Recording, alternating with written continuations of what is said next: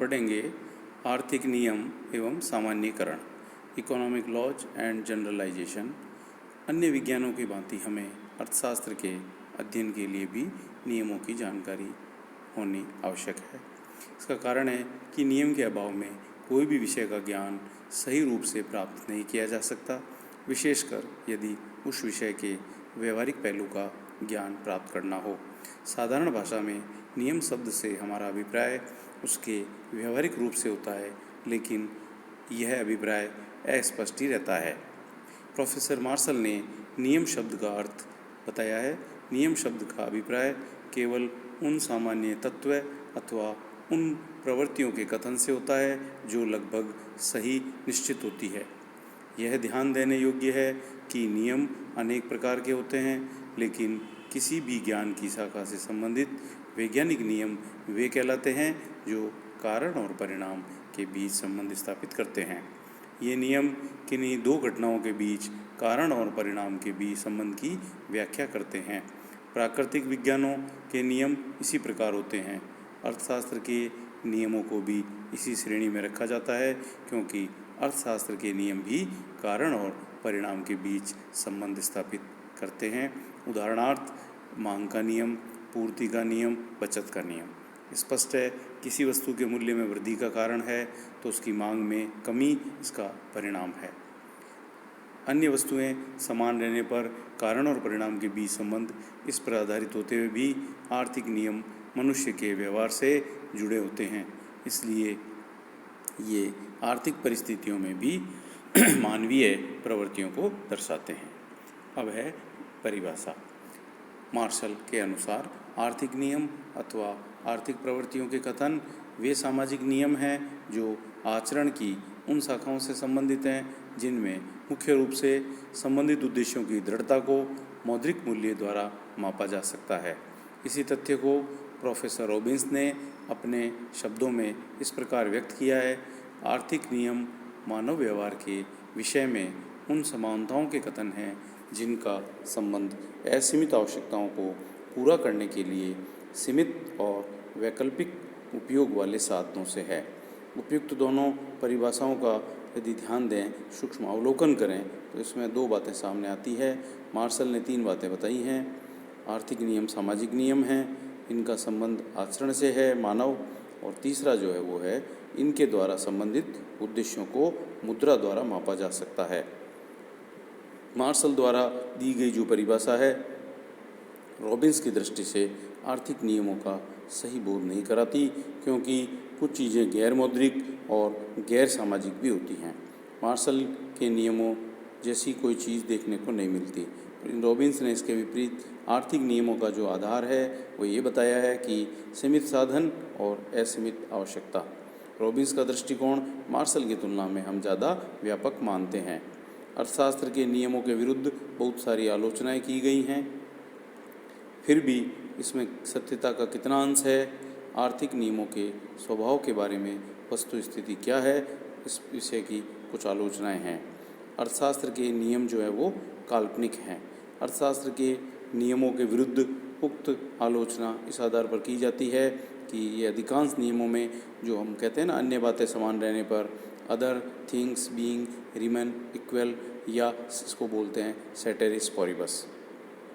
तो professor Seligman ने भी स्वीकार किया है कि अर्थशास्त्र के नियम अनिवार्य रूप से काल्पनिक होते हैं, क्योंकि इन प्रत्येक नियम में अन्य बातें यथावत रहे का जो वाक्यांश है वो जुड़ा रहता है। वास्तव में आर्थिक नियमों की कार्यशीलता के साथ उक्त तथ्य का जुड़ा होना एक महत्वपूर्ण दशा है।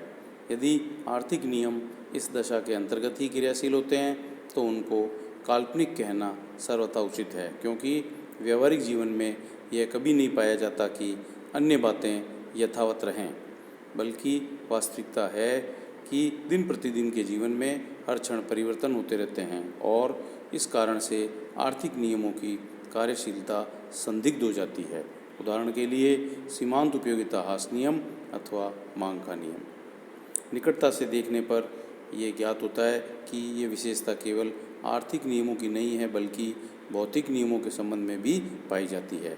जैसे भौतिक शास्त्र के प्रसिद्ध गुरुत्वाकर्षण नियम की सही कार्यशीलता के लिए यह आवश्यक है कि कोई भी वस्तु ऊपर फेंके जाने पर ही पृथ्वी की ओर आएगी। यदि वस्तु एक निश्चित दूरी के दायरे में हो तो, वायु का एक निश्चित दबाव हो तो, उसके विपरीत अन्य कोई शक्ति यदि विपरीत दिशा में उसे आकर्षित न करे। इसी प्रकार रसायन शास्त्र के जो नियम हैं उनमें ये कहा है कि ऑक्सीजन और हाइड्रोजन को 1:2 के मिश्रण में मिलाने से पानी बन जाता है। तापमान और वायु के एक निश्चित दबाव पर ही बनता है। इस दृष्टि से भौतिक विज्ञान के जो नियम हैं वो भी उतने ही काल्पनिक तथा दोषपूर्ण हैं जितने कि आर्थिक नियम। केवल अंतर इतना ही है कि आर्थिक नियमों में जो कल्पना का अंश है वो भौतिक विज्ञान की तुलना में थोड़ा ज़्यादा होता है। इसका कारण है कि अर्थशास्त्र का जो अध्ययन विषय है वो मानवीय व्यवहार है, ह्यूमन बिहेवियर है, जबकि प्राकृतिक विज्ञानों में हम अध्ययन किसका करते हैं? पदार्थ का। तो मूलतः दोनों नियम एक ही श्रेणी के हैं, अंतर केवल अंश का है। वो नियमों के अर्थशास्त्र के जो नियम हैं वो अनिश्चित तथा अपूर्ण हैं। आर्थिक नियमों की प्रकृति में एक भयंकर दोष ये होता है कि ये नियम निश्चित तथा सही नहीं होते। आर्थिक नियमों का ये लक्षण उसी समय अधिक स्पष्ट होने लगता है जब इनकी तुलना प्राकृतिक नियमों से की जाती है। तुलनात्मक दृष्टि से प्राकृतिक नियमों के व्यापक तथा निश्चित होते हैं, जबकि आर्थिक नियमों की क्रियाशीलता सभी प्रकार की परिस्थितियों में हमेशा एक जैसी नहीं होती। प्रोफेसर शुम्पीटर के अनुसार आर्थिक नियम किसी भी भौतिक नियमों से कम स्थायी हैं और वे विभिन्न सांस्थानिक दशाओं में विभिन्न रूपों में कार्यशील होते हैं। आर्थिक नियमों के कम निश्चित होने का एक कारण यह है कि अर्थशास्त्र का अध्ययन विषय एक जीता जागता, चैतन्य, तर्कशील प्राणी मनुष्य है जो अपने आप में बाह्य परिस्थितियों के अनुसार बदलने की क्षमता रखता है, जबकि प्राकृतिक विज्ञानों में जड़ पदार्थ, डेड ऑब्जेक्ट का अध्ययन किया जाता है। यहाँ ध्यान देने योग्य बात है कि मनुष्य में सोचने समझने की क्षमता होती है और वह अपने स्वभाव तथा प्रकृति को एक बड़ी सीमा तक परिस्थितियों के अनुकूल बदल सकता है, जबकि जड़ पदार्थों की प्रकृति तथा गुणों पर बाहरी परिस्थितियों का कोई प्रभाव नहीं पड़ता। स्पष्ट है कि किसी भी जड़ पदार्थ के संबंध में कोई भी बनाया गया जो नियम है वो इतना सही और निश्चित नहीं हो सकता। उदाहरणार्थ रसायन शास्त्र का ये नियम कि ऑक्सीजन तथा हाइड्रोजन को हम 1:2 में मिलाने से पानी बन जाएगा, हर समय हर स्थान पर इसी प्रकार से क्रियाशील होगा। इसके विपरीत मांग का नियम ये कहता है कि कीमत के बढ़ने से मांग कम हो जाती है, इसी प्रकार लागू न हो, बल्कि ये हो सकता है कि युद्ध के समय भविष्य में वस्तुओं का अभाव उत्पन्न होने की संभावना हो तो कीमत में वृद्धि होने पर भी अधिक मात्रा में मांग बढ़ सकती है। यह भी संभव है कि कीमत और मांग के बीच पूर्णतया गणितात्मक न होकर संबंध नहीं हो। ये कीमत दुगनी करने पर मांग आधी हो जाए, ये कोई आवश्यक नहीं है। निष्कर्ष के रूप में ये कहा जा सकता है कि ये ठीक है कि आर्थिक नियम कम निश्चित होते हैं, लेकिन इन नियमों का दोष न होकर ये अर्थशास्त्र विषय का ही है जिसके व्यवहार पर हम इन नियमों को कार्यशील किया जाता है। अर्थशास्त्र के नियम सापेक्षिक होते हैं। सापेक्षिकता की दृष्टि से अर्थशास्त्र के नियम को 2 भागों में बांटा है, सार्वभौमिक नियम और सापेक्षिक नियम। अर्थशास्त्र में कुछ नियम इस प्रकार के होते हैं जिनका संबंध मानव स्वभाव तथा मानव प्रकृति से होता है और मानव स्वभाव सारी दुनिया में एक जैसा है। अंत में अतः ये नियम सभी प्रकार के व्यक्तियों पर हर समान रूप से लागू होते हैं। इन नियमों को विशुद्ध रूप से स्वीकार किया जाता है। ये नियम ऐसे स्वयं सिद्ध तथ्य होते हैं जिनमें कोई प्रयोग सिद्ध तत्व नहीं होता।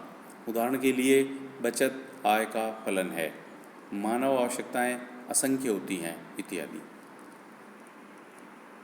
दूसरे वर्ग में अर्थशास्त्र के वे नियम होते हैं जो सापेक्षिक होते हैं, क्योंकि इन नियमों की कार्यशीलता का विशेष स्थान और विशेष परिस्थितियों में ही दृष्टिगोचर होती है। उदाहरण के लिए बैंकिंग, मुद्रा, चलन, उद्योग, व्यापार आदि से संबंधित नियम इसी श्रेणी में आते हैं। इन नियमों की रचना विशेष परिस्थितियों के अनुसार प्रचलित आर्थिक संगठनों और प्रणाली के आधार पर की जाती है। अर्थशास्त्र के नियम अनुपयोगी हैं। उपयुक्त सभी आलोचनाओं के आधार पर कि अर्थशास्त्र के नियम काल्पनिक हैं, अनिश्चित तथा अपूर्ण हैं, ये सर्वव्यापी न होकर सापेक्षिक महत्व के हैं, आर्थिक नियमों का अध्ययन अनुपयोगी माना जाता है। इस प्रकार इस आरोप की विस्तारपूर्वक जांच करना नितांत आवश्यक है। इसमें दो बातें सामने आती है। पहला, अर्थशास्त्र के नियम अन्य विज्ञानों के नियमों की तुलना में कम निश्चित है। दूसरे, नियम कम उपयोगी होते हैं। जहाँ तक आर्थिक नियमों के कम निश्चित होने का प्रश्न है, ये बात पहले ही बताई जा चुकी है कि इसका सब्जेक्ट मैटर मनुष्य है, उसका स्वयं का जो प्रभाव, जो प्रकृति है, वो एक परिवर्तनशील होती है। आलोचनाओं के तर्क में कोई वजन नहीं है ज़्यादा। आर्थिक नियम कम निश्चित होने से अनुपयोगी हैं। सच यह है कि कम निश्चितता और अनुपयोगिता में कोई सीधा संबंध नहीं है। वास्तविक जगत में बहुत सारी ऐसी चीज़ें हैं जो एक और कम निश्चित तथा अनिश्चित होते हुए भी भारी रूप से उपयोगी हैं। इसको सबसे सुंदर उदाहरण ज्वार भाटे का नियम है। सभी जानते हैं कि ज्वार भाटे की क्रिया एकदम अनिश्चित है।